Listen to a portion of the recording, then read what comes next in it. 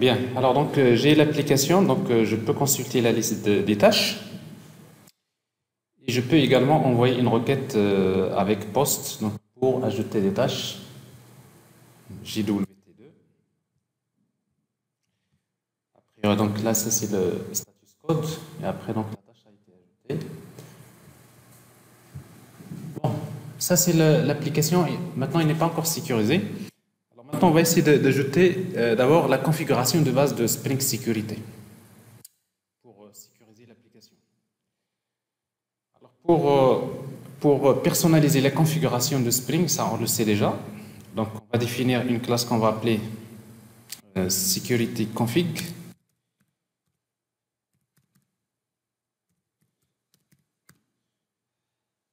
Security Config, on va utiliser un package sécurité.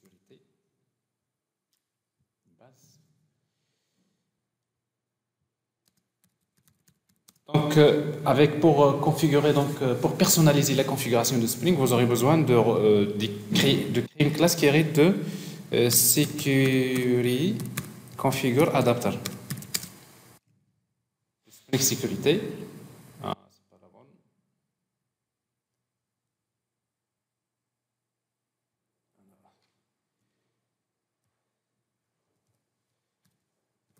Web Security Configure Adapter. De Web Security Configure Adapter. Web Security Configure Adapter. C'est de Spring Security. Et après, on utilise une annotation configuration, parce que ça, c'est une classe de configuration. Et après, on va activer la sécurité web. Enable Web Security. Alors, ça, c'est le principe de base. Et après, on va redéfinir deux méthodes.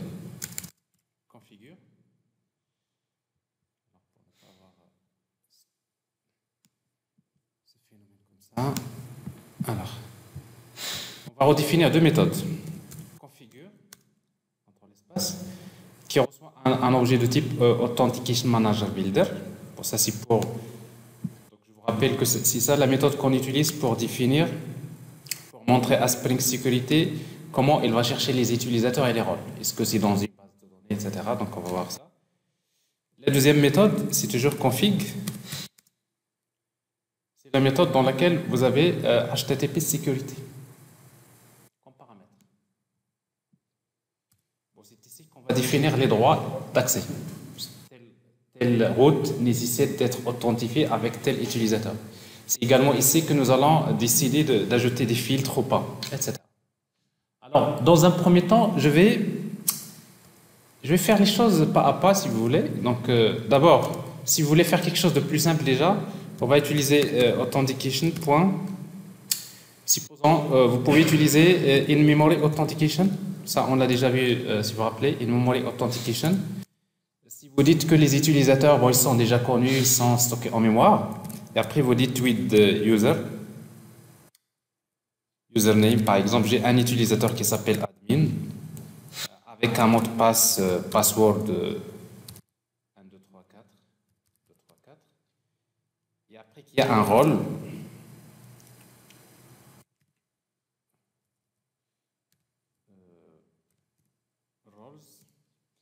il a deux rôles, par exemple, admin et user, par exemple. User. Et vous ajoutez encore un autre utilisateur, with user. Pour ajouter un autre utilisateur, soit vous mettez point virgule, et après vous dites encore authentication.withUser. Ou tout simplement vous mettez point .end, parce que là c'est le pattern builder. Si vous dites end, point encore with user. With user, user, point password 1, 2, 3, 4, point roles. Quel rôle c'est user. Bon, ça on a déjà fait l'année dernière, ça c'est les utilisateurs en mémoire. Bon, ça c'est pas très pratique, mais ça peut être une solution pour tester une application comme ça. Si vous le laissez comme ça, ça veut dire qu'on n'a pas besoin de créer la classe user, la classe role pour gérer les utilisateurs et leur rôle. C'est pas ce qu'on veut, et pour le moment, ça peut être utile. Et après, pour juste faire un petit test, pour Spring Security, donc vous allez avoir HTTP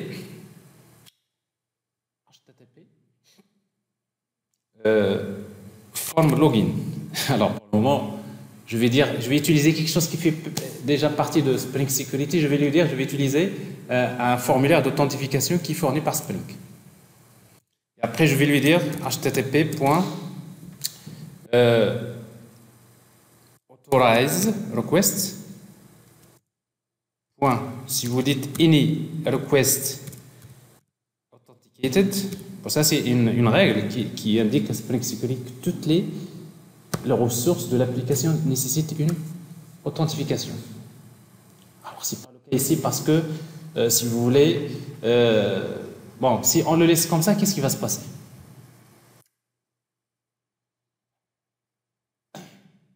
Bon, ce qui va se passer, c'est que quand vous voulez consulter les tâches, déjà Spring Security, il est là, il intercepte la requête, il sait que /tasks nécessite une authentification, il vous redirige vers le formulaire d'authentification. Alors ce formulaire d'authentification, donc je vais saisir par exemple, alors si vous mettez un utilisateur qui n'est pas enregistré, bon, credentials. Si vous utilisez un utilisateur admin 1, 2, 3, 4, là, a priori, donc, vous voyez, donc vous êtes authentifié, vous pouvez accéder à la liste des tâches. Et si vous tentez de le faire côté Advanced REST Client, alors ici, si vous dites /tasks, alors là, vous voyez Biden, parce qu'on n'est pas encore authentifié. Mais ce que j'allais vous montrer ici, c'est important, c'est que quand vous êtes authentifié,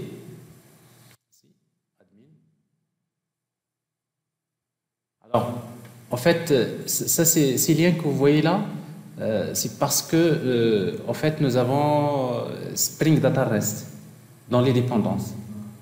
Et Spring Data REST dans les dépendances, il vous expose, dès qu'il trouve une interface GPR Repository, il l'expose sous forme d'une API REST. Regardez, par exemple, /tasks, même si on l'a profile et tout ça, même si on ne l'avait pas fait, il le fait. Donc, si vous voulez, vous pouvez, si vous voulez qu'il génère des API REST que vous n'avez pas envie d'ajouter, il faut désactiver Spring Data REST au niveau de la dépendance que vous voyez là. Juste, il faut parce qu'en fait, à chaque fois, il faut donner une explication à des choses. Alors, dans pom.xml, moi, j'ai intégré Spring Data REST que je n'ai pas utilisé. Là, oui, Data REST, je ne l'ai pas utilisé, donc je la mets en commentaire. Add block comment enregistrer. Parce que ça, c'est fourni par Spring Data REST. Donc, vous voyez, donc ici, bon, dans la base, on ne devrait pas avoir.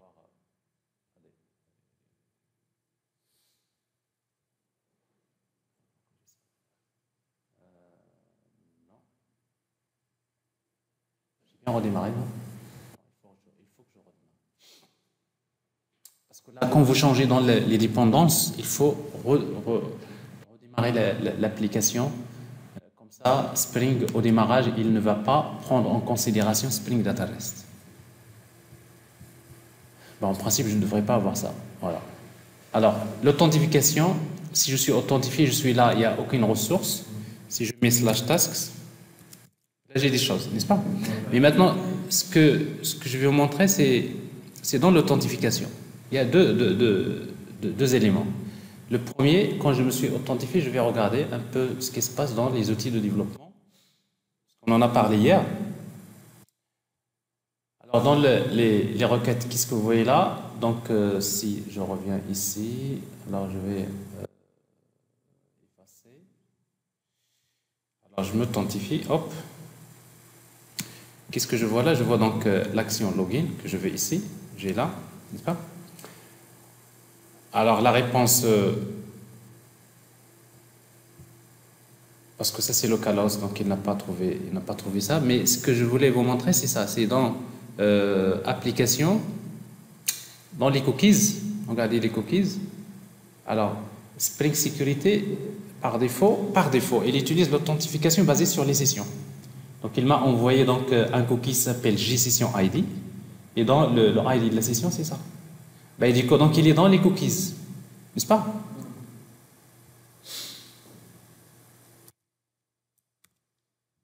Ça veut dire qu'à chaque fois que j'envoie une requête à partir de, de ce browser, hein, de cette machine, avec ce navigateur, il envoie ce cookie.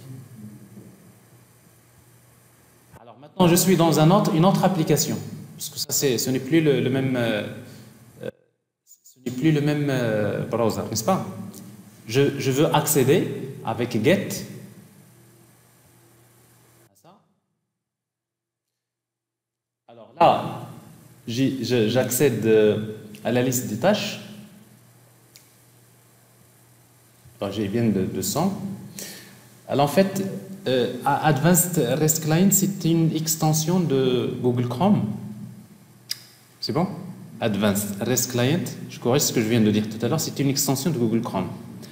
Et quand vous installez Advanced REST Client, à un moment donné, il vous demande d'installer l'extension des cookies. Moi, je l'ai déjà installé. Donc, c'est-à-dire si vous installez en fait l'extension ARC Cookies, ça veut dire que ici même, quand vous envoyez une requête, il envoie les cookies qui se trouvent dans le... C'est-à-dire, il envoie les cookies qui sont créés par Chrome, si vous voulez. D'accord? Donc sinon, par défaut, il n'envoie pas les cookies. Donc c'est ce qui explique pourquoi ça marchait. D'ailleurs, la preuve, si vous regardez ici donc les en-têtes, les headers. Si. Alors les headers, la réponse HTTP, le détail, elle est là.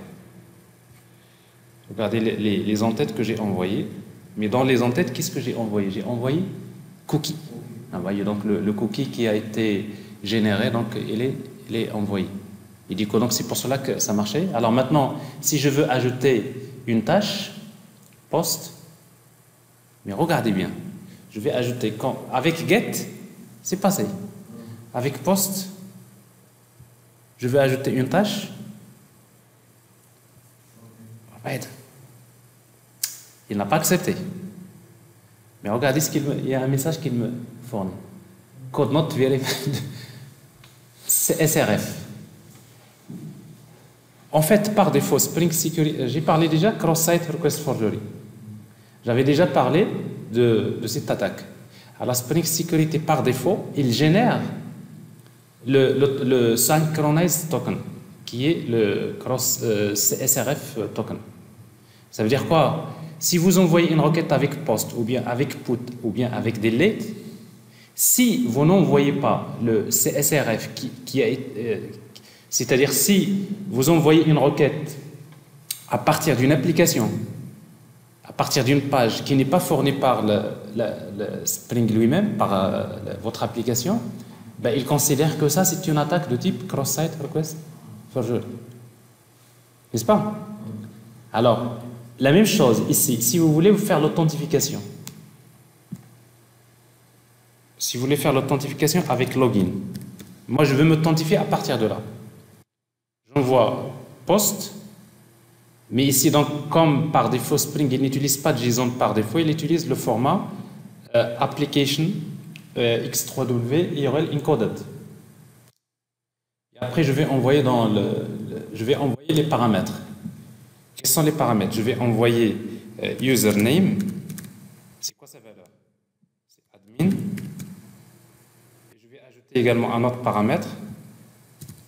Password. 1, 2, 3, 4. Alors, je veux faire l'authentification ici. Il n'accepte pas. Regardez. Pourquoi? Toujours la même chose. Alors, mais pourquoi ça marchait pour ce formulaire d'authentification ici? Là, il accepte à travers ce formulaire, mais il n'accepte pas de l'autre application. Mais si vous regardez, si on affiche, on inspecte le code source. Regardez ce code source que vous voyez là. Ici, le formulaire, quand vous demandez à l'application le formulaire, il vous génère un formulaire qui contient username, le mot de passe, mais regardez ce champ ici. Je peux faire plus. Allez.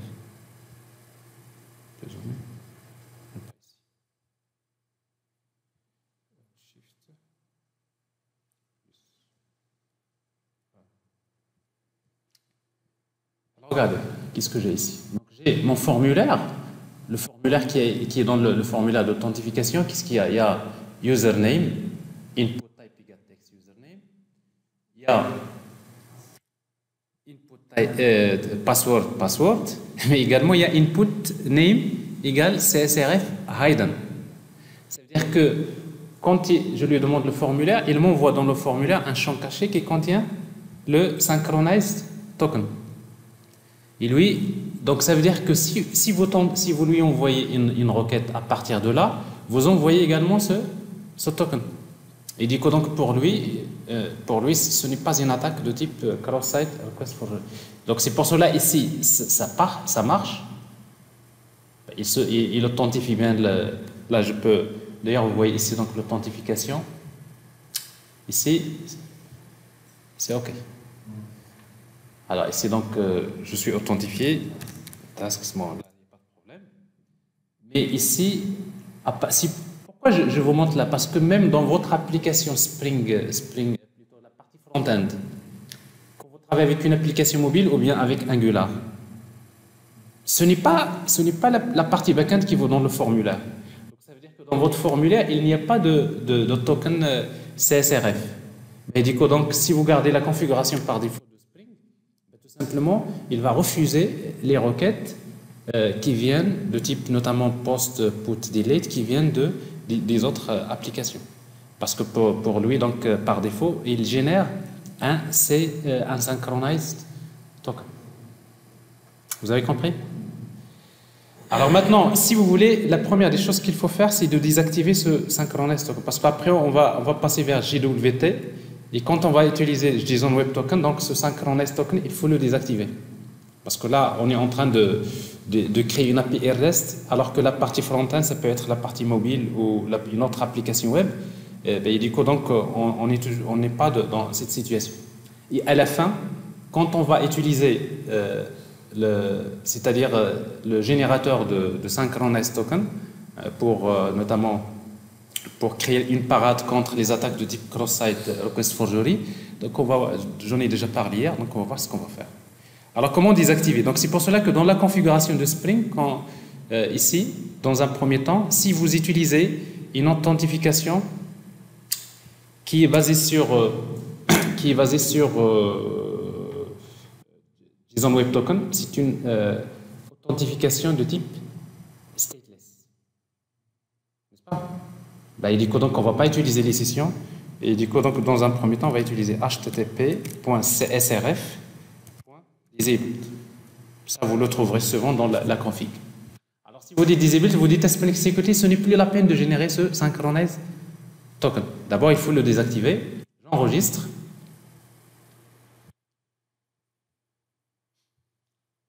Alors, mon formulaire d'authentification, j'actualise. Inspecter. Mais regardez, dans mon formulaire, il n'y a plus ce token hide novel. Oui, il ne le fait plus. Mais par contre, maintenant, vous avez une faille ici qui est encore présente. C'est la faille cross-site request forgery. Alors ici, donc, je m'authentifie, il n'y a pas de problème ici. Maintenant, si je vais vers cette application, je veux m'authentifier comme ça. Donc, login, j'ai ici donc username et password. Je vais tenter de m'authentifier. Et là, vous voyez, donc, ça marche.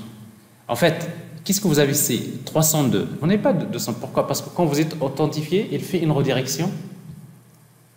Il fait, en fait, dans la page, il redirige vers une page dans laquelle, en fait, il trouve pas. C'est un peu ça. Hein. Donc, il ne trouve pas la page demandée. Alors ici, request headers. Vous voyez ici, response headers.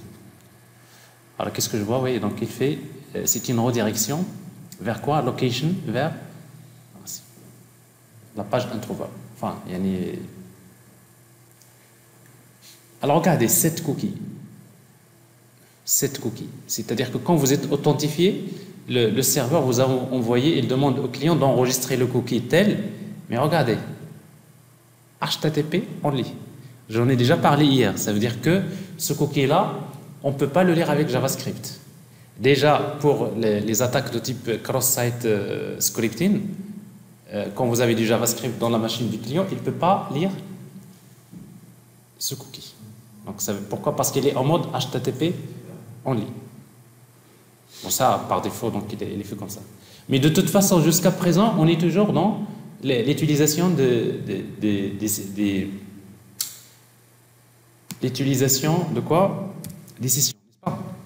Alors, je veux, par exemple, ajouter une tâche tasks, avec post.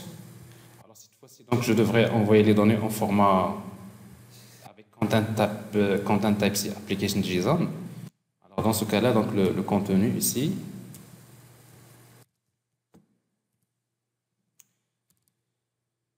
Task name, deux points. Alors, je peux l'ajouter, oui. Alors, il est ajouté. Et après, je suis redirigé vers voilà, /task.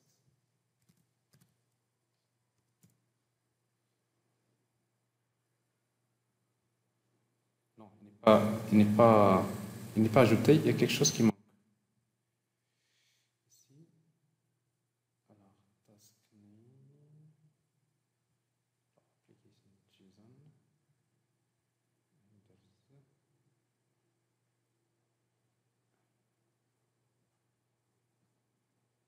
alors je m'authentifie. Post. Bon, bref. Après, voilà, l'ajouter. Il n'y a pas de souci. Donc l'essentiel, c'est que vous êtes authentifié, vous avez un session ID, plutôt un session ID dans les cookies. À chaque fois, vous envoyez la requête. Du moment que CSRF est désactivé, donc il n'y a pas de problème. Vous envoyez une requête avec post, Spring Security il va l'accepter. Donc là, il n'y a pas de souci. Alors maintenant, c'est pas ce qu'on veut. Tout ça, c'est juste rappeler un petit peu les points de base. Vous avez quelque chose dans Spring Security que vous pouvez utiliser si vous avez une application, par exemple MVC côté serveur avec, par exemple, TeamLeaf ou avec Struts, GSF. Si vous faites, par exemple, ça, vous pouvez utiliser une authentification basée sur ça. Alors, en plus, si vous voulez personnaliser votre formulaire d'authentification, ça, on l'a déjà vu, vous utilisez http://formlogin.login page. Et après, vous dites maintenant la page, vous mettez /login, c'est-à-dire que dans votre contrôleur, vous devrez avoir une request mapping /login qui retourne vers une page login.html que vous allez créer vous-même et vous la personnalisez. Donc, ça, on l'avait déjà l'année dernière. C'est bon? Ça, on ne va pas l'utiliser, on ne veut pas de formulaire d'authentification. Ça, pas de formulaire d'authentification parce que de toute façon, le formulaire d'authentification pour nous, c'est l'application front-end. C'est-à-dire c'est Angular, on ne va pas utiliser le formulaire d'authentification qui est généré par Spring. Okay?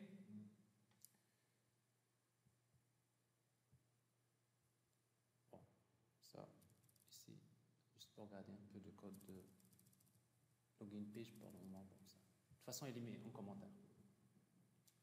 Alors maintenant, dans mon système, si vous voulez, je vais les garder quand même toujours, parce que après je vais tester d'abord. Il y a une partie que je dois tester. C'est d'abord ça, parce que là, j'ai des utilisateurs qui sont in memory, n'est-ce pas? Ça, c'est pas bien. Ça, c'est juste pour bricoler des choses, pour tester. L'autre solution qu'on a déjà l'occasion de voir, c'est utiliser JDBC Authentication, n'est-ce pas? Alors, c'est-à-dire, vous utilisez out.jdbc authentication. Et dans ce cas-là, vous utilisez plutôt users get user. Il y a deux méthodes en fait. C'est users by username query, dans lequel vous écrivez une requête select étoile from username, etc. Et vous écrivez carrément la requête SQL que Spring Security devrait exécuter pour aller vers votre base de données pour récupérer username et le mot de passe. C'est-à-dire pour récupérer l'utilisateur sachant son username. Et après, vous ajoutez encore une autre requête qui est authorities by username query. C'est-à-dire vous allez spécifier la requête SQL qui permet de récupérer l'utilisateur, plutôt récupérer les rôles de cet utilisateur. Et après, vous ajoutez quel type d'encodage que vous allez utiliser, etc., etc. Donc tout ça, la même chose. Ça, c'est une technique qui reste toujours basique. Généralement, c'est pas la meilleure solution. Alors maintenant, ce qu'on veut faire, c'est qu'on veut faire quelque chose de plus personnalisé, c'est-à-dire dans lequel vous pouvez ajouter pas mal de choses dans votre application. Alors pour cela, nous allons ici demander à Spring d'utiliser un service. Donc, c'est-à-dire, on va utiliser un système d'authentification basé sur une couche service. Alors, on va déclarer un objet de type user details service. C'est une interface user details service.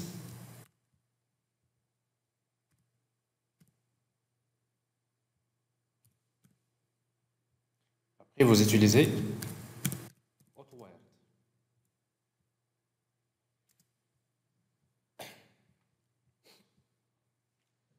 Alors dans ce cas-là, ça suppose que dans votre application, vous allez créer une implémentation de cette interface. Il faut créer une classe qui implémente cette interface. Sinon, alors je reviens vers le diagramme que je vous ai montré. C'est notre cas. Quand l'utilisateur va saisir username, mot de passe, qu'est-ce qui va se passer? C'est que Spring Sécurité, il va faire appel à un moment donné à ce filtre. À un moment donné, qu'est-ce qu'il fait Spring Sécurité? Il appelle une méthode load user by username. De quoi? De user detail service implémentation. Alors, maintenant, on n'a pas encore créé, mais on va dire tout simplement à Spring Sécurité, l'authentification sera basée par user detail service. Et c'est quoi le service qui va être utilisé? C'est celui que nous avons ici, c'est-à-dire c'est celui-là, user detail service. Ça veut dire que tout le système d'authentification, c'est finalement plutôt les méthodes de charger l'utilisateur et faire tout ce qui concerne les rôles, chercher les rôles. Je vais le créer dans la couche métier de mon application, dans la couche service. C'est bon? Donc, il y a trois techniques. In-memory authentication, JDBC authentication et après directement en utilisant user detail service. Alors dans ce cas-là, quand vous utilisez user detail service, il faut spécifier quel type d'encodage, quelle fonction de hachage que vous allez utiliser pour le mot de passe. Alors pour cela, on va utiliser la méthode password encoder. Alors password encoder, on ne va pas utiliser MD5, la même chose, on va utiliser bcrypt.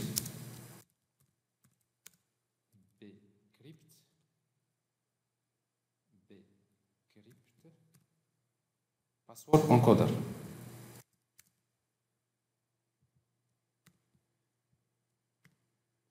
Alors en fait, bcrypt, password encoder, bcrypt, tout simplement je vais l'injecter. AutoWired. Je vais lui dire que quand tu vas vérifier le mot de passe, quand tu vas tenter de vérifier le mot de passe, tu vas utiliser cette fonction c'est-à-dire tu vas hacher le mot de passe saisi par l'utilisateur avec cette fonction bcrypt et tu vas le comparer avec le mot de passe qui est dans la base de données. Ça suppose que dans la base de données, le mot de passe également, il est encodé en bcrypt, n'est-ce pas? Alors, maintenant, qu'est-ce qu'on va faire? On n'a pas, le travail n'est pas encore terminé. Pourquoi? Parce qu'on a besoin d'abord de créer une implémentation de cette interface dans la couche service. On a besoin, ne pas oublier, il faut instancier quelque part ça. Il faut créer bcrypt password encoder, il faut l'instancier dans l'application parce que sinon, il va pas, par défaut, Spring Boot n'instancie pas, c'est pas un bin qui l'instancie par défaut. Donc c'est à vous de l'instancier à un moment donné. Alors dans notre cas, c'est dans l'application, notre application, c'est-à-dire l'application de démarrage, tout simplement ici, ou dans une classe de configuration, vous créez une méthode qui permet de retourner un objet de type bcrypt password encoder, get bcrypt password encoder. Je peux l'appeler comme je veux, peu importe la méthode. Et vous dites tout simplement return new bcrypt password encoder. C'est pas compliqué. Normalement, vous pouvez même l'instancier dans la classe elle-même. Mais sauf que pour que ça devienne un bin Spring, il faut utiliser la notation bin. Alors ça veut dire quoi? Ça veut dire que quand cette application va démarrer, alors toutes les méthodes qui utilisent la notation bin, ils sont exécutés. Et quand ils sont exécutés, le résultat retourné, ça devient un bin Spring. Et comme ça devient un bin Spring, là vous pouvez l'injecter partout. Donc si vous voulez l'utiliser dans votre dans l'API REST, il suffit donc, là où vous allez dans n'importe quelle classe de votre application, comme c'est le cas ici, il suffit de déclarer un objet de type bcrypt password encoder et après vous utilisez AutoWord. Bon, ça, ce problème-là, c'est réglé ici. Alors maintenant, ce qu'il nous faut, il faut compléter la couche service pour gérer les utilisateurs et les rôles. Alors je reviens à ce que je vous ai montré au début. Alors, pour gérer les utilisateurs et les rôles, ben, nous allons dire maintenant, ben, je vais créer les entités rôle et user. Parce que mon application, les utilisateurs et les rôles, c'est des entités de mon application. Voici ce que je vais faire d'abord. Alors, toujours dans les entités, je vais créer la classe app. Bon, comme je disais tout à l'heure, je peux l'appeler user et pas de problème. Sauf que dans Spring Security, il y a déjà une classe qui s'appelle user. D'ailleurs, à un moment donné, vous allez utiliser la classe user de Spring et la classe de votre classe user. Juste pour ne pas avoir de confusion, je vais l'appeler app user. Je vais également créer la classe app role. Toujours dans app user. Alors, je crois qu'il faut que je change entities. Alors, app user, je le déplace dans entities. Comme ça, c'est des entités GPA. Alors, un utilisateur est défini par son ID,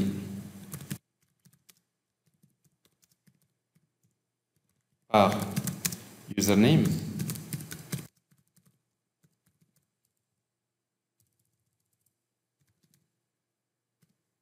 par le mot de passe,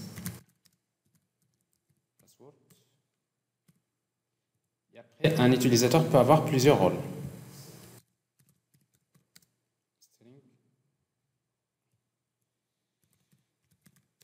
Et après, une collection de rôles. C'est-à-dire app. C'est une association many-to-many. Donc, j'ai ici les rôles. Alors, on va l'instancier. On ne va pas la garder nulle. New array list.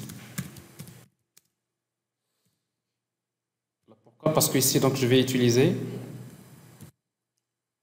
bon, je commence les annotations. C'est une entité GPA, parce que j'aurai bien une table dans ma base de données qui permet de stocker les utilisateurs. Et après, également, j'ai les annotations, les getters et setters. C'est data, c'est lombok. J'ai besoin d'une annotation all arg si vous voulez constructeur. Et si vous voulez, un constructeur sans paramètres. L'annotation ID. Generated value. Par exemple, username, généralement, il doit être unique. Alors, comment faire pour dire à la base de données qu'il soit unique? Vous utilisez la notation colonne. Unique égale à true. Comme ça, il est déjà index unique dans la base de données. Bon, la base de données n'acceptera jamais d'avoir deux utilisateurs qui ont le même username. Et après, ici, vous avez une association de type many to many. Parce qu'en fait, un utilisateur peut avoir plusieurs rôles et un rôle peut concerner plusieurs utilisateurs.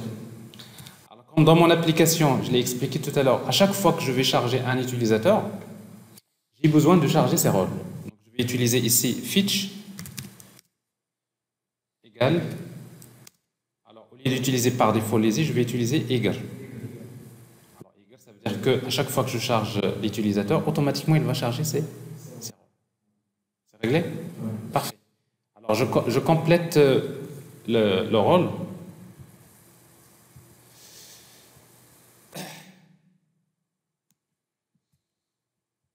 Alors, un rôle est défini par son ID. Donc, private long ID, private string role name. Et après, c'est tout. Alors, je n'ai pas besoin d'une association bidirectionnelle.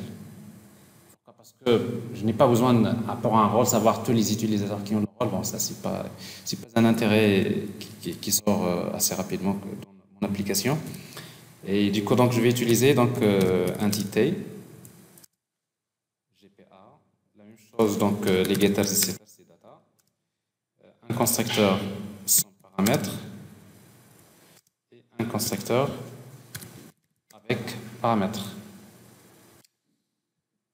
Alors, comme c'est une entité GPA, il ne faut pas oublier le ID et generated value. Bon. Alors maintenant, j'ai créé les entités, mais j'ai besoin de gérer les rôles et les utilisateurs dans la base de données. Ça veut dire que j'ai besoin encore de créer les interfaces GPA repository. Alors, user repository.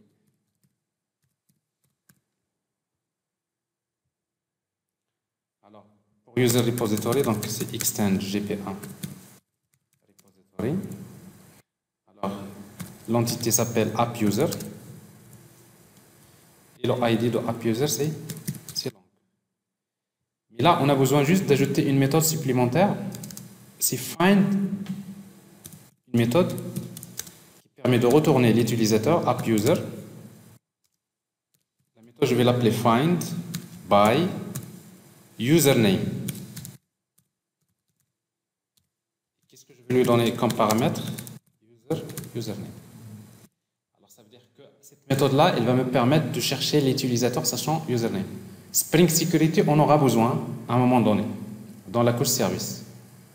Parce que quand on va saisir username, Spring Security il a besoin d'une méthode qui lui rend l'utilisateur sachant son username pour savoir s'il existe. Alors je fais la même chose pour les rôles. Donc role repository.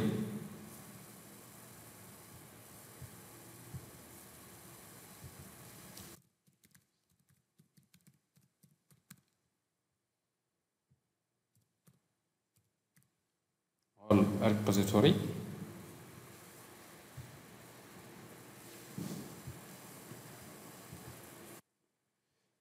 Extend.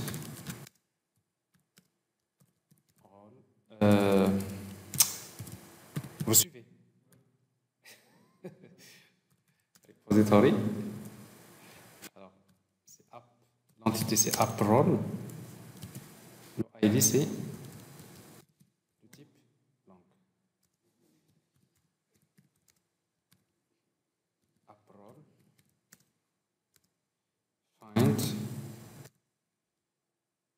la même chose, on a besoin de find role by. L'attribut s'appelle role name. Il faut faire attention parce qu'il faut soit que vous respectez les conventions, find role, non, pas de role, by, find by. Find by quoi? Role name. Et le paramètre c'est role name. Alors j'ai les méthodes qu'il faut. Maintenant, je vais créer une couche service. Dans la couche service, je vais créer une interface dans laquelle je vais centraliser la gestion des utilisateurs et les rôles. D'habitude, vous aurez toujours besoin d'une couche service. C'est ce que je vais faire. Je vais créer une couche service, une interface que je vais appeler account service. Je la mets dans la couche service. Alors Alors maintenant, je vais dire, voilà les méthodes dont j'aurai besoin. J'aurai besoin d'une méthode qui permet d'ajouter un utilisateur dans mon application. Inscrire un nouvel utilisateur. Donc, la méthode va retourner AppUser. La méthode, on va l'appeler SaveAppUser.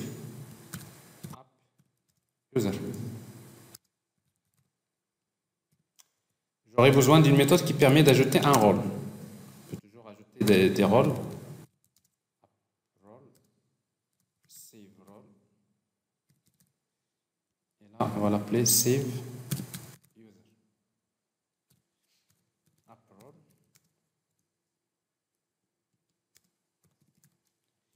J'aurai besoin d'une méthode qui permet d'associer un rôle à l'utilisateur. Add,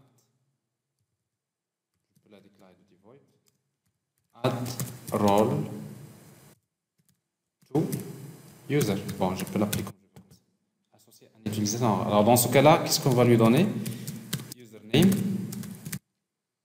et string role name. C'est-à-dire, je vais ajouter, je connais username, role, donc je peux lui associer le rôle. Et quoi d'autre? Est-ce qu'il y a une autre méthode? Je crois, find, voilà. La méthode s'appelle une autre méthode qui permet de retourner l'utilisateur, AppUser. La méthode, je peux toujours l'appeler find user by username. String username. Alors ça, c'est l'interface de ma couche service dans laquelle je gère les comptes. Alors je vais créer une implémentation de cette interface. Je vais appeler account service implementation. J'implémente l'interface account service et je redéfinis les méthodes. Alors je vais faire des choses ici simples. Premièrement, quand j'ajoute un utilisateur, alors d'abord ça, il doit utiliser la notation service, c'est la couche service. Et en même temps, les méthodes sont transactionnelles. Je vais utiliser transactional. Bon, ça, on a déjà vu. Il faut faire attention, transactional, parce que ce n'est pas transaction de JavaX, c'est de Spring. Alors, j'aurai encore besoin de bcrypt. Je vais vous expliquer pourquoi. Bcrypt. Password encoder. Voilà. Il ne me propose pas d'attribut. Alors, bcrypt, password encoder. Et comme c'est un bin Spring, je vais utiliser tout simplement hotwire, parce que je l'ai déjà instancié au démarrage de l'application, n'est-ce pas? Alors pourquoi j'ai besoin de ça? Parce que quand un utilisateur veut s'enregistrer, il m'envoie son mot de passe, n'est-ce pas? Mais avant de l'enregistrer dans la base de données, je dois crypter le mot de passe. Alors qu'est-ce que je vais faire? Je vais utiliser ces user.setPassword. À quoi est égal? Égal user.getPassword, qui est là saisi, qu'on va crypter, n'est-ce pas? Donc, si vous voulez, on peut créer une variable ici. Hash password égale à quoi? Égal c'est bcrypt encoder point encode.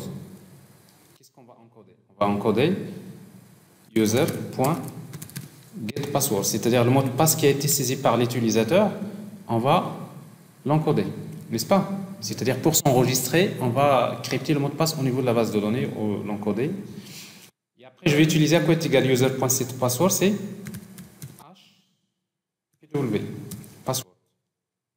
Et après, je vais maintenant enregistrer. Mais pour enregistrer, je vais faire appel à l'interface GPA repository, c'est-à-dire app user repository. App user, non, user repository, je l'ai appelé comme ça. Donc, user repository. Alors, user repository.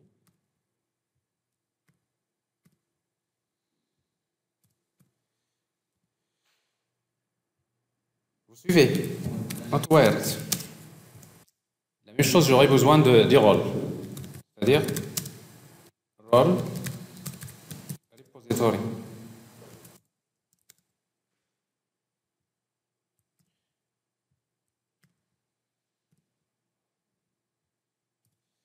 Role repository.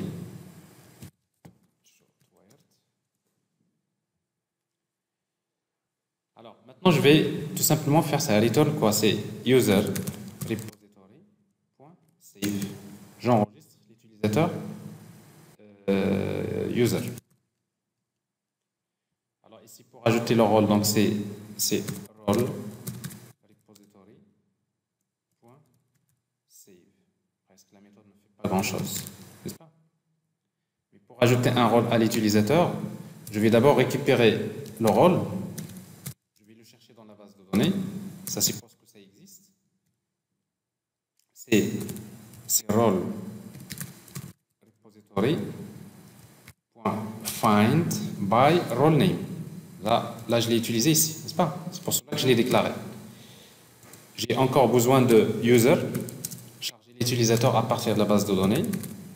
User égale, c'est user repository.find by username. Donc j'ai l'utilisateur, j'ai le rôle.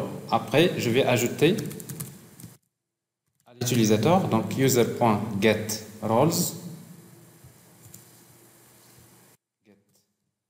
J'ai la liste des rôles.add. Je vais lui ajouter le rôle que j'ai ici. Alors, comme la méthode elle est transactionnelle, n'est-ce pas? Ça veut dire que dès qu'il fait commit, automatiquement, il sait que vous avez ajouté un rôle, automatiquement, il ajoute au niveau de la base de données. Donc, il ajoute dans la table d'association. Le dernier, c'est tout simplement AppUser. Donc, on va utiliser c'est user repository. C'est déjà fait, username.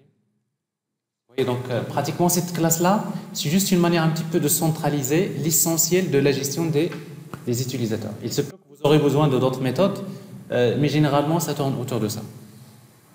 C'est clair? Alors, si on a fait ça, c'est bien. Mais maintenant, Spring Security pour lui, bah, tout ça, il ne sait pas ce que c'est. Spring Security, tout ce qu'il sait, c'est qu'il connaît une interface qu'il a créée lui-même qui s'appelle User Detail Service. N'est-ce pas? Alors, cette interface-là, c'est celle qu'il va utiliser. Alors, nous, on va implémenter cette interface. Alors, maintenant, pour compléter notre configuration, dans la couche toujours service que nous avons créée, nous allons créer une classe qui implémente User Detail Service. Une classe User Details Service Implementation. Alors, c'est une classe qui implémente service. Et là, on va redéfinir une seule méthode. Il nous oblige de redéfinir une seule méthode. La méthode s'appelle loadUser.user. Ça veut dire qu'en fait, si je reviens au diagramme de séquence que je vous ai montré tout à l'heure, et là c'est clair, c'est que Spring Security, une fois qu'il reçoit c'est-à-dire une fois qu'il veut faire l'authentification, il appelle automatiquement la méthode par défaut. Il appelle toujours loadUser.username. Alors maintenant, c'est cette méthode-là, on va dire comment il va chercher. Alors cette méthode-là, loadByUsername, qu'est-ce qu'il reçoit? Il reçoit par paramètre username. Alors maintenant, on va lui retourner un objet de type user. Mais un objet user de Spring.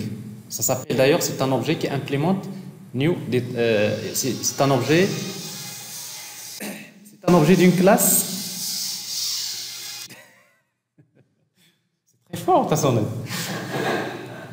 Alors, c'est un objet d'une classe qui implémente l'interface User Details. Alors, maintenant, ce qu'on va faire, c'est que ici, on va juste faire une implémentation. La même chose, c'est presque, vous le faites une fois, ça devient des copier-coller. Alors, ici, on a besoin de quoi? On a besoin de account service. Déjà, il ne faut pas oublier ça. La notation service. Ça, c'est un service. On a besoin maintenant de account service, l'interface que nous avons créée nous-mêmes. On sait ce qu'il contient. Account service.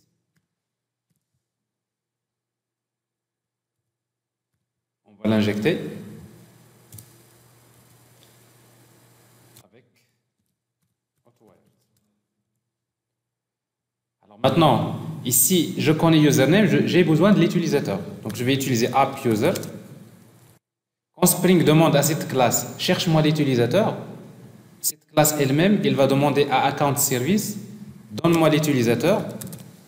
Et pour cela, on va utiliser une méthode que nous avons créée qui s'appelle find by username.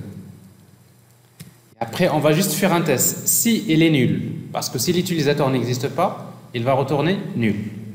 Si user égale à nul, alors dans ce cas-là, ça veut dire que l'utilisateur, c'est-à-dire il faut envoyer une exception. Généralement, on utilise throw new.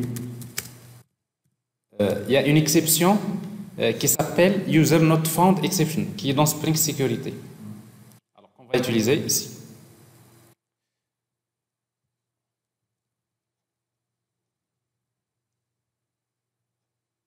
Voici celle-là. Donc si l'utilisateur égale à nul, c'est username not found exception et vous mettez username. Mais là, c'est pas une bonne pratique. Parfois, parce qu'il faut voir dans l'exception qui est affichée à l'utilisateur, il va inclure username. Et comme je disais, quand vous générez des exceptions, ne mettez pas des données qui sont saisies par l'utilisateur. Parce que être un bon signe pour les attaquants, pour dire est-ce qu'il y a une faille ou pas. Hein? Alors ça, on le laisse. Et ça, c'est toujours bien de signaler. Donc, new, quoi? User. Nul. Oui. User not found. Username not found, exception. Bon, je laisse username. Sinon, je vais retourner l'utilisateur. Mais quel utilisateur que je vais retourner? Je vais retourner un objet d'une classe new user, mais cette fois-ci user de Spring. Et qu'est-ce que je devrais lui donner comme paramètre?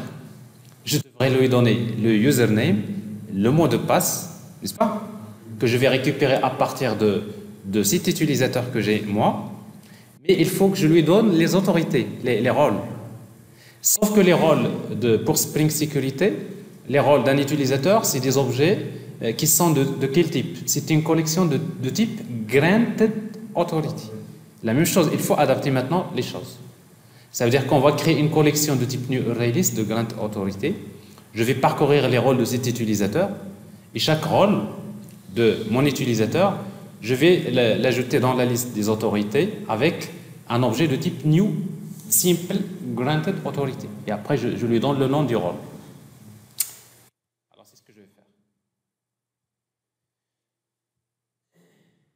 Alors, j'ai besoin d'une collection de rôles.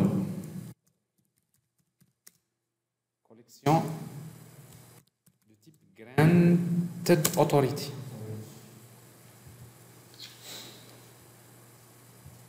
Donc, ça, c'est Authorities égale New Array List. Et après, j'ai moi, mon utilisateur, il est là. Je vais dire user.getRoles. Il contient des... Pourquoi je peux retrouver les rôles? Parce que j'ai eager. Avec eager, ça veut dire j'ai utilisateur, j'ai ces rôles. For each. Pour chaque utilisateur, pour chaque rôle, voilà, rôle R, je vais ajouter authorities.add. New simple granted authority. Et je lui donne le nom du rôle, c'est r.getRoleName. J'ai réglé le problème. Maintenant, je vais dire tout simplement à Spring Sécurité, si tu fais appel à cette méthode, moi je te donne l'utilisateur que tu attends avec les rôles de cet utilisateur. Alors, new user.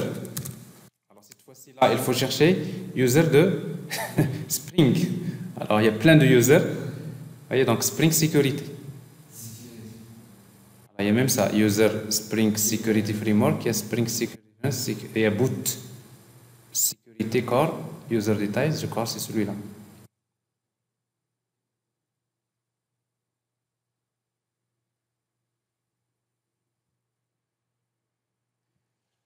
viens de faire des copier-coller. Alors, user, regardez la classe user.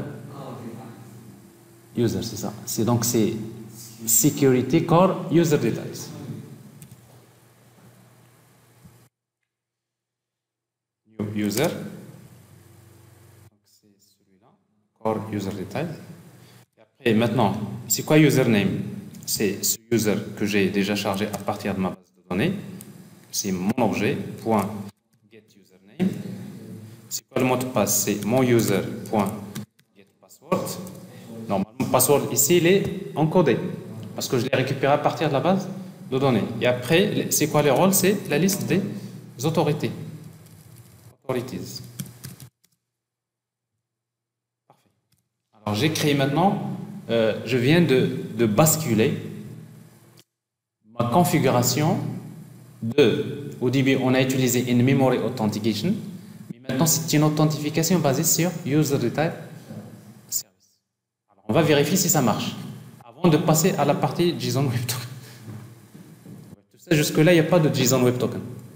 Ça, c'est toujours Spring Sécurité. C'est quoi? Alors, ouais.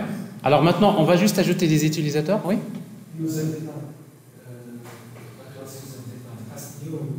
Hadi? Ici? Ah, il y a quelque chose qui manque là, oui. Vous avez raison. Alors, new, the method is undefined. Alors, il y a quelque chose que j'ai raté. Voilà. New, oui, tout à fait. New.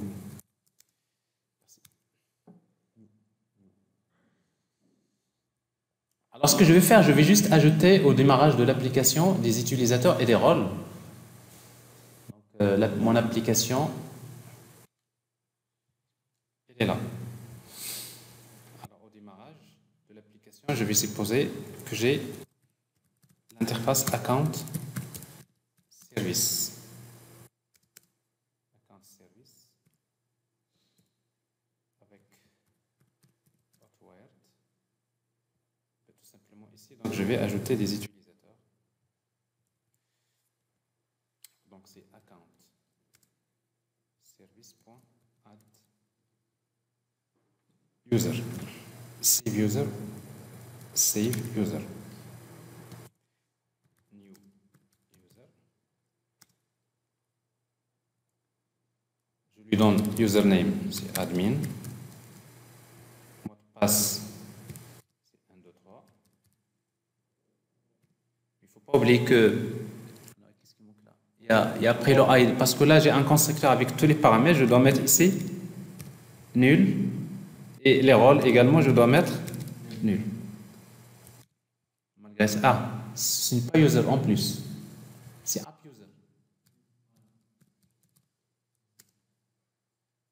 Et donc le paramètre c'est ID, tu vois, username, password et une collection de rôles. Donc ça c'est le constructeur avec tous les paramètres.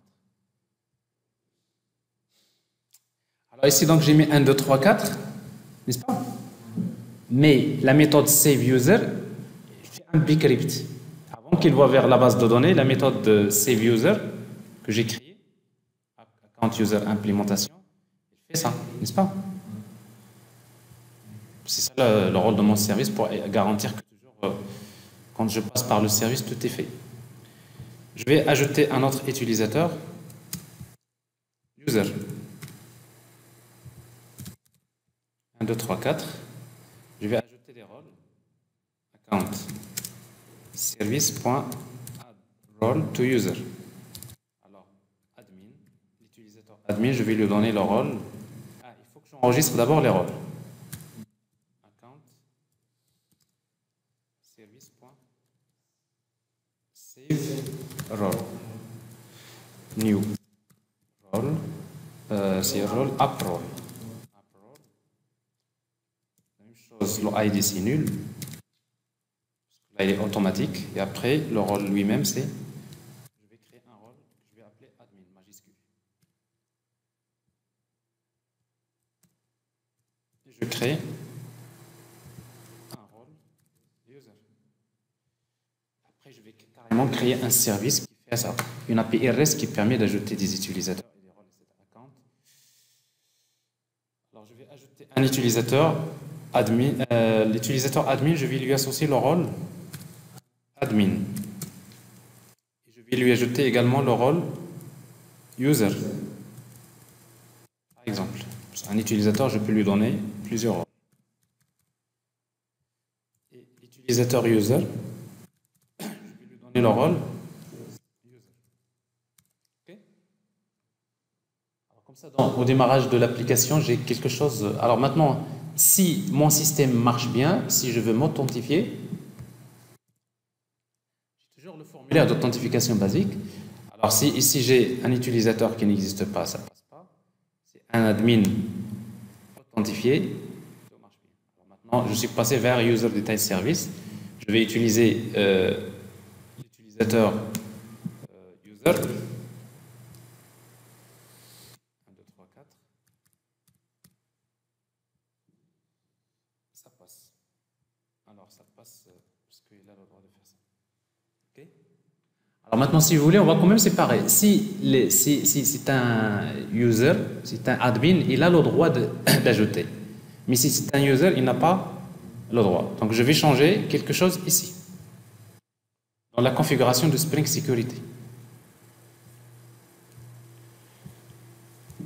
Alors je vais pas dire any request authenticated, je vais dire http.authorize request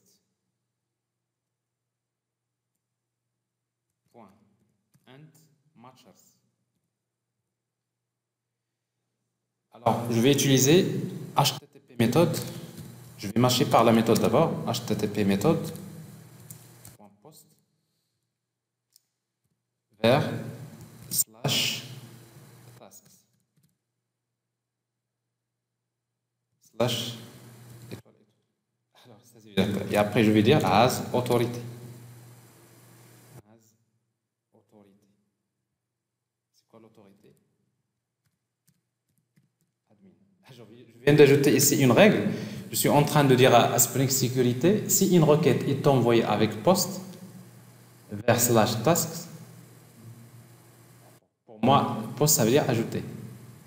Il ne faut l'autoriser que si l'utilisateur authentifié a le rôle admin.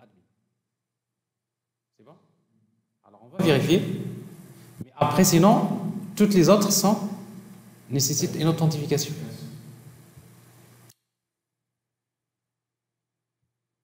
Alors, pour vérifier ça, on va passer à ce niveau-là. Alors, on va s'authentifier. Login. Tout ça, c'est vraiment... C'est des tests, juste pour comprendre. Mais après, on n'a pas encore fait ce qu'on veut. Donc, ici, username. C'est admin. Password. 1, 2, 3, 4. Je veux m'authentifier. Bon, je suis authentifié. Est-ce que je peux consulter Tasks?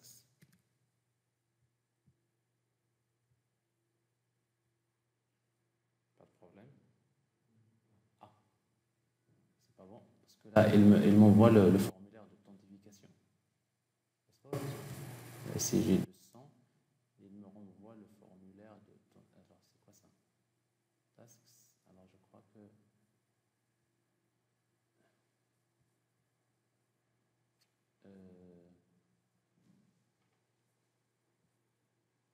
Il y a quelque chose qui cloche dans ce ARC. Parce que j'ai l'impression que le cookies d'authentification n'est pas envoyé. Alors, je reprends. Donc, login. Post. Alors, ça, c'est content type. Body.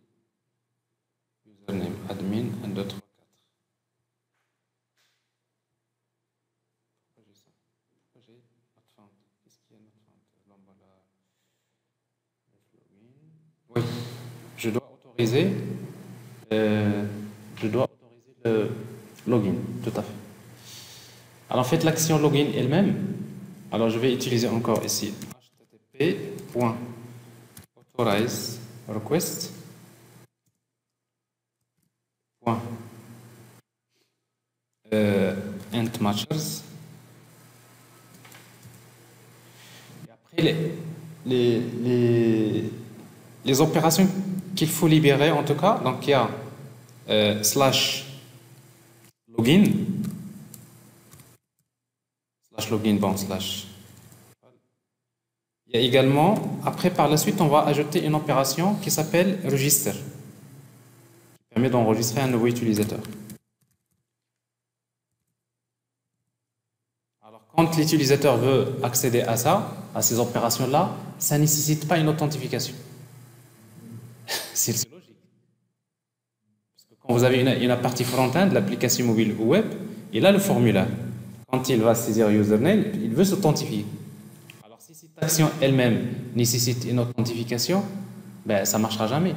Donc dans ce cas-là, je vais utiliser ici, qu'est-ce qu'on va dire, permit all.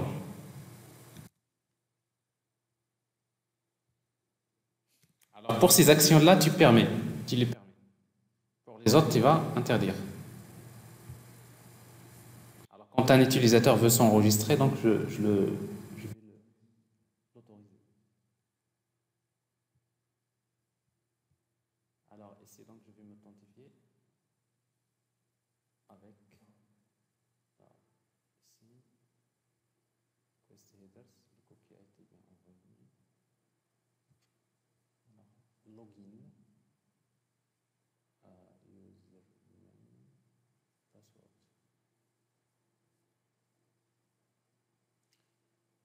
Je crois, en fait, à vrai dire, ça passe, mais sauf que ça, c'est une redirection. Ça veut dire qu'elle va vers le cache.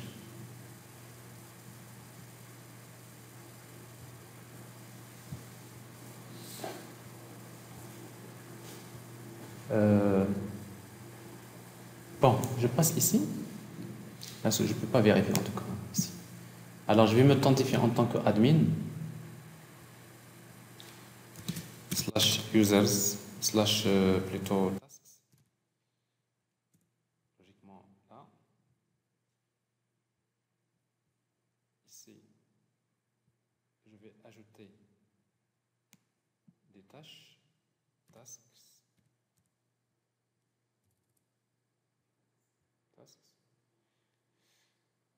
Là, il faut changer. Alors après, on va passer à l'application parce que ça nous a pris un peu de temps. Okay. Alors qu'est-ce qu'on va mettre ici? Donc c'est task name. Je vais ajouter task name dans la valeur et x. Qu'est-ce qui manque? 2 points. Bon. Alors ici donc il ajoute parce qu'il a envoyé le cookie de admin, n'est-ce pas? Alors ici donc je reviens ici, je vais m'authentifier en tant que user. 1,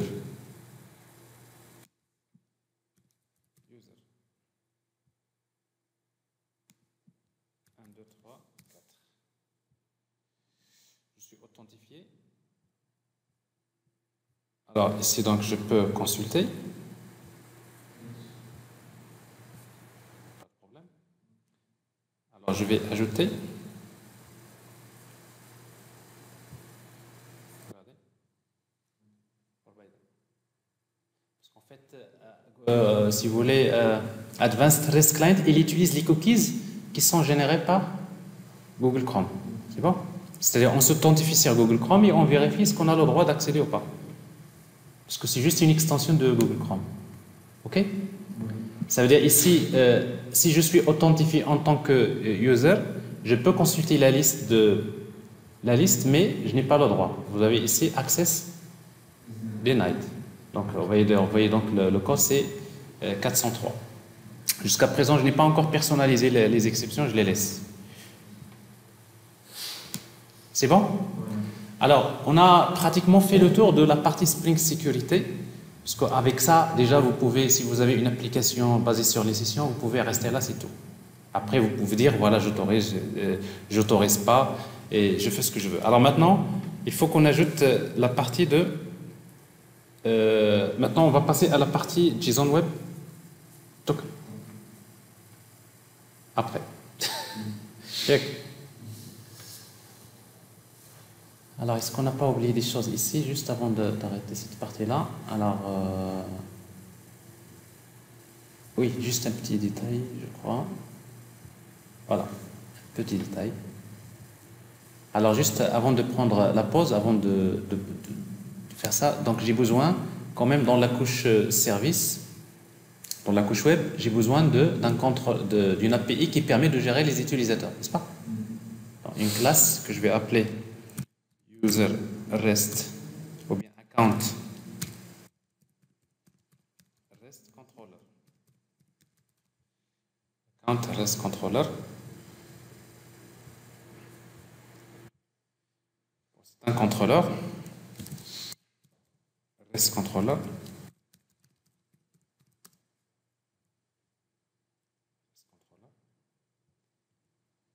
Alors j'ai besoin juste d'une méthode et après vous pouvez ajouter les autres. La méthode permet d'ajouter un user.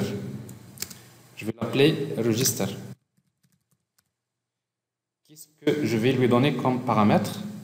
Je vais lui donner un utilisateur.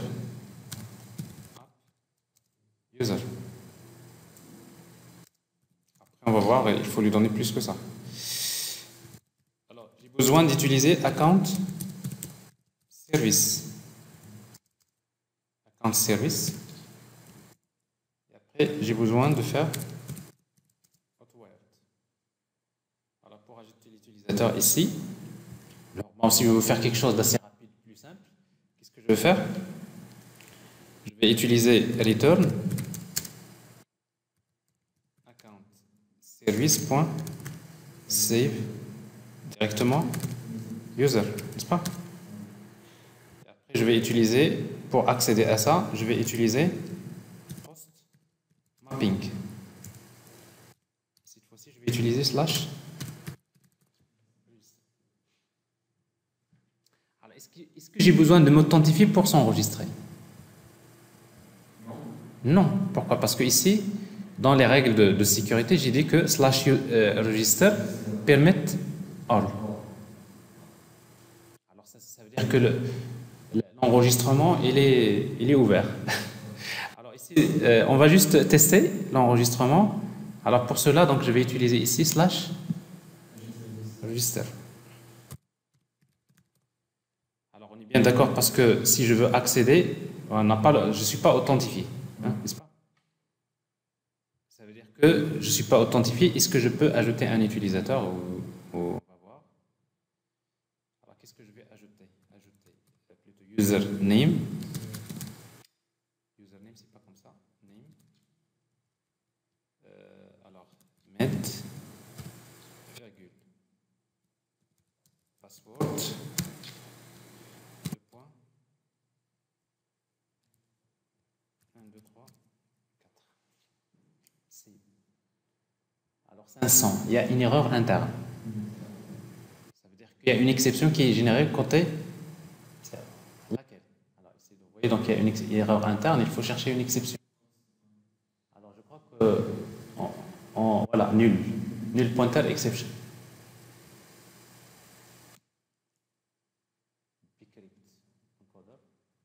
Alors vous voulez encoder quelque chose qui est nul. Alors en fait, ce qui s'est passé, c'est qu'on a encore oublié request valid, n'est-ce pas?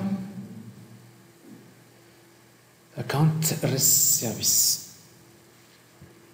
La notation request body. C'est ça. Parce qu'en fait, sinon, le username, il est nul. Et quand vous dites bcrypt quelque chose de nul, il vous fait des trucs. Je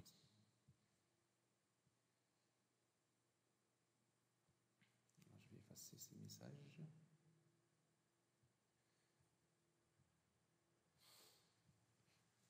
Alors, je reviens ici. Voilà. Je vais enregistrer. L'utilisateur a été ajouté, donc voilà ce méthode. Vous voyez le mot de passe qu'il vous a envoyé. Là, ça c'est du bcrypt, n'est-ce pas? De toute façon, dans la base de données, vous avez ça. Maintenant, même ça, pour des raisons de sécurité, il ne faut jamais le retourner à l'utilisateur. C'est-à-dire, dans les données de JSON, votre mot de passe, vous ajoutez JSON ignore. Ça ne sert à rien de lui donner. Parce que ça, même si c'est crypté, n'est-ce pas? Mais on peut toujours avoir une machine très très rapide. On lui soumet la force, c'est-à-dire on peut forcer un algorithme qui peut à un moment donné le dire. Bon, c'est vrai, c'est pour cela que je disais tout à l'heure, avec MD5, c'est un peu déprécié, parce que il y a des moyens maintenant qui permettent de, c'est-à-dire même si c'est un algorithme, on va dire,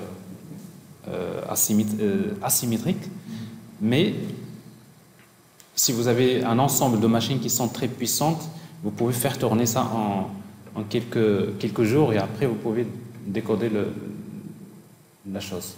Mais avec Bcrypt, vous avez plus, c'est un algorithme plus lent. C'est pas, c'est l'un des algorithmes de cryptage lent, donc ça veut dire que c'est plus sécurisé. Donc ça veut dire que ça, si vous le laissez comme ça, oui, bon, c'est correct. Mais le plus utile, c'est d'aller vers la classe. Si vous êtes un peu plus méfiant, c'est d'aller vers AppUser. Et ça, qu'est-ce que vous allez dire? JSON ignore.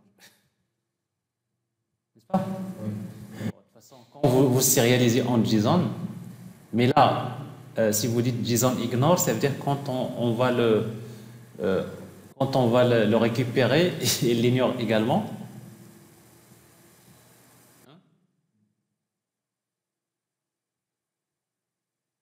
Il y aura un petit problème. Ça veut dire qu'il faut ajouter dans le JSON setter, mais dans le setter. Mais après, comme on a ici donc les annotations, on n'a pas les getters et setters. Ouais, c'est quoi la solution? Alors regardez. Regardez. Alors ici, vous voulez ajouter maintenant un utilisateur. Registre. L'erreur interne.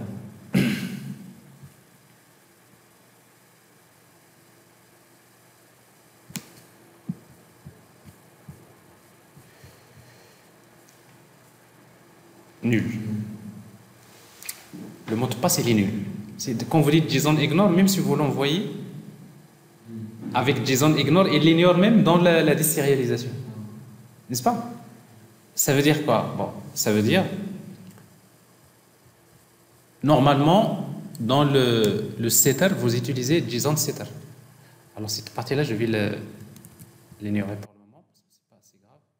De toute façon, il y a une solution à trouver à ce niveau-là, si vous ne voulez pas que le mot de passe, même s'il est crypté, soit envoyé. C'est pas grave, mais en tout cas, c'est généralement vous le faites. Alors, en principe, dans mon cas ici, si vraiment j'insiste sur ça, ben je vais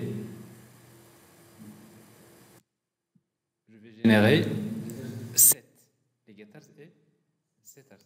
Alors, ici, donc, si je fais ça en commentaire, je vous juste montre un peu l'astuce. Ça, il n'y a plus de ça. Et du coup, j'aurai des erreurs partout. Alors, je vais générer getters et setters. Et après, je vais générer les constructeurs sans paramètres. Et je vais générer un constructeur avec paramètres. Tous les paramètres. Comme ça, je suis dans le... Jusque-là, tout ce que je viens d'ajouter, c'est juste ça. C'est juste ces annotations. N'est-ce pas? Alors, ce que je vais avoir ici maintenant à JSON ignore, je ne vais pas le mettre ici. Je le mets sur get password. C'est-à-dire quand je vais serialiser en JSON. Mais sur le set, je vais utiliser JSON setter. C'est-à-dire là, j'ignore dans la désérialisation, mais quand le mot de passe vient de JSON, je le prends quand même. Alors ça, je crois que je n'avais jamais l'occasion de vous montrer ça. C'est un petit détail.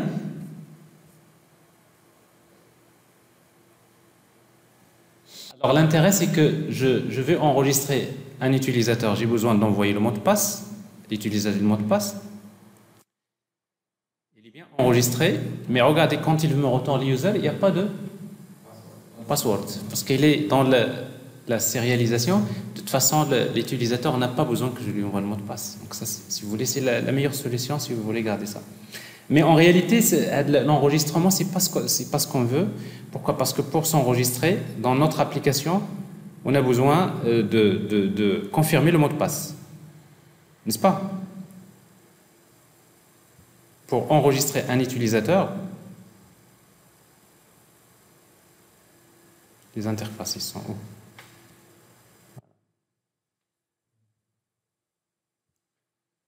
Dans notre cas, pour enregistrer un utilisateur, on a besoin de... Voilà. On va saisir username, password et confirme. Ça veut dire que finalement, dans notre contrôleur ici, account rest controller, ben on va créer une classe dans notre web. Je vais créer une classe que je vais appeler register form. Généralement, c'est une classe à part. Bon, register form, qu'est-ce que je reçois? Je reçois les données que je vais saisir dans le formulaire. Il y a username. Je vais recevoir password et je vais recevoir un autre attribut qui s'appelle password. C'est la confirmation, je l'appelle comme ça. Et comme j'ai besoin des getters et setters, donc je vais utiliser data.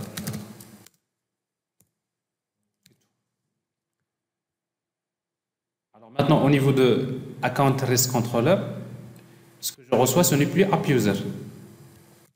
C'est register form. Donc ici, user form. Alors maintenant, ce que je vais enregistrer, maintenant, ici, normalement, je devrais créer d'abord app user.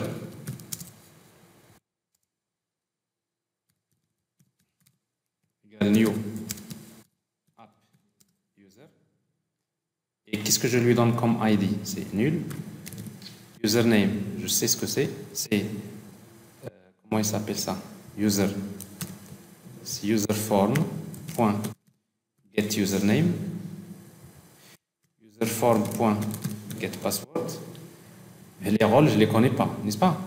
Alors, je ne vais pas mettre nul, mais je vais tout simplement, je préfère que vous fassiez comme ça. App user. Par défaut, les rôles, par défaut, c'est new ArrayList. Ne gardez pas nul dans ce ArrayList, n'est-ce pas? Je vais utiliser appUser égale new appUser. Et je passe par set, n'est-ce pas? AppUser. Qu'est-ce que je connais? Je connais username. C'est userform.getUsername. AppUser. Set password userform.getPassword. Quoi d'autre? C'est tout. Et après, quand j'enregistre l'utilisateur ici, je vais utiliser c'est app. Alors, c'est quoi l'avantage maintenant? L'avantage, c'est qu'avant d'enregistrer, je vais quand même vérifier quelque chose. Je vais faire des vérifications. Lesquelles? La première, c'est if userform.getPassword equals userform.getRepassword. If not, ça veut dire quoi ça? Si l'utilisateur vient de saisir, il n'a pas bien confirmé, vous tapez vos mots de passe. D'ailleurs, c'est ce que nous avons ici. Vous tapez le mot de passe, mais là, vous mettez un mot de passe différent. Alors, si vous faites ça, on devrait recevoir le message. Donc, c'est le message d'exception. Je vais utiliser new runtime exception. Throw new runtime exception, runtime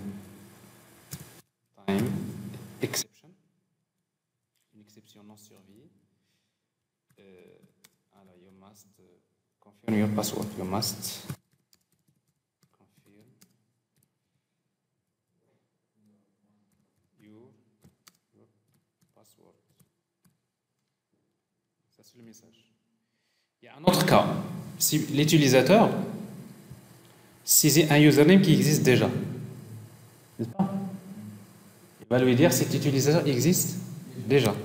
Donc, pour cela, j'ai besoin de récupérer AppUser à partir de la base de données. AppUser égale à quoi? Égale c'est account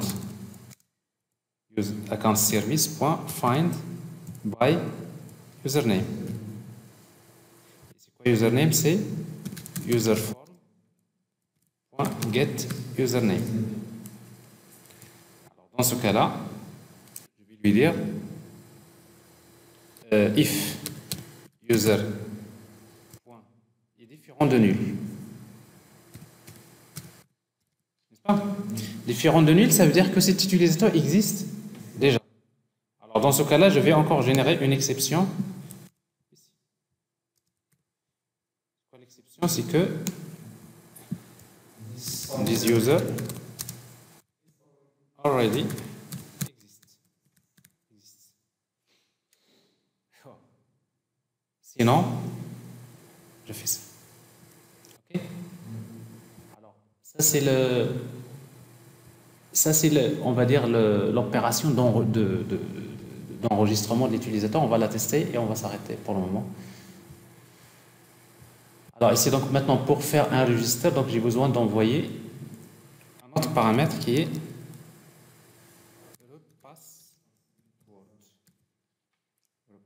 password de point. Alors on va vérifier ici donc 1, 2, 3, 4 si tout se passe bien. Là vous allez avoir c'est fait. Alors regardez ce que je retourne. Je retourne app user avec ses rôles. Pour le moment les rôles ils ne contiennent rien, n'est-ce pas? Si je mets par exemple, je confirme mal le mot de passe, bon déjà il y aura deux problèmes ici. Ici il me dit you must confirm your password. Donc je reçois bien le message. Après on va l'afficher dans l'interface. Et après si j'ai par exemple le mot de passe est bien confirmé, 1, 2, 3, 4. Et après avec ça, il me dit il existe déjà. Cet utilisateur existe déjà. Ça, mais il y a par contre quelque chose qui manque. Quand l'enregistreur s'enregistre, il s'enregistre avec quel rôle par défaut? Parce qu'il faut quand même lui attribuer un rôle. On va supposer que par défaut, on va lui donner le rôle user. Alors, pour faire ça, ben, tout simplement, une fois qu'il est enregistré, donc account service. Donc app user, account service.save. Encore account service add the role to user. C'est quoi user? C'est userform get username. Et le rôle, maintenant, on va lui donner par défaut le rôle user. Et à la fin, on va retourner app user. Et on s'approche au bon travail. Alors ça, c'est ce que vous faites souvent. Alors on va vérifier. Et c'est promis, on s'arrête à ce niveau-là. Alors je vais utiliser donc enregistrer l'utilisateur. Là, a priori, il n'y a pas de problème. Vous voyez donc par défaut, le rôle c'est user.